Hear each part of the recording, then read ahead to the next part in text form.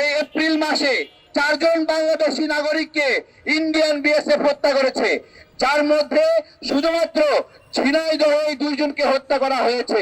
প্রিয় গণমাধ্যমের ভাইয়েরা, আপনাদের মাধ্যমে এই পররাষ্ট্র মন্ত্রণালয়কে প্রশ্ন করছি, গতকালকে ঝিনাইদহ মহেশপুর সীমান্তে যে বাংলাদেশি নাগরিককে হত্যা করা হলো, পররাষ্ট্র মন্ত্রণালয়ের পক্ষ থেকে কোনো প্রকার নিন্দা বিবৃতি জ্ঞাপন করা হয়েছে কিনা?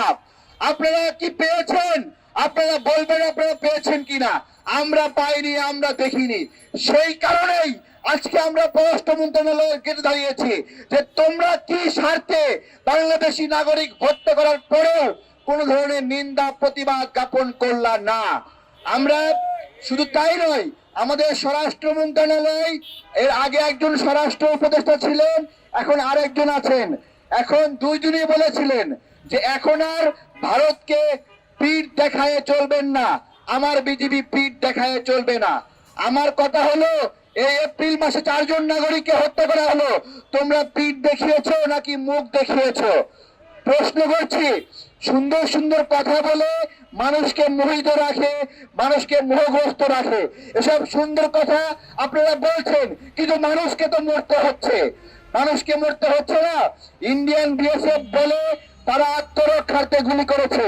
আমার কথা, এ পর্যন্ত গত 10 বছরে 27 জন শিশুকে তারা গুলি করে হত্যা করেছে। এই শিশুগুলো, এই যে স্বর্ণ দাস, সেও কি ইন্ডিয়ান বিএসএফ কে প্রতিরোধ করতে গিয়েছিল, যে কারণে তাকে হত্যা করা হলো? ফেলানি দাস, জীর্ণ শীর্ণ একটা মেয়ে, কাজ করে খায়, বিয়ে দিবে বাবা, ওই বিয়ের জন্য দেশে আসছে, তাকে মেরে কাঁটাতারে ঝুলায় রাখলো। সেও কি ইন্ডিয়ান বিএসএফ কে প্রতিরোধ করতে গিয়েছিল? সেও কি মাদক ব্যবসা করতে গিয়েছিল?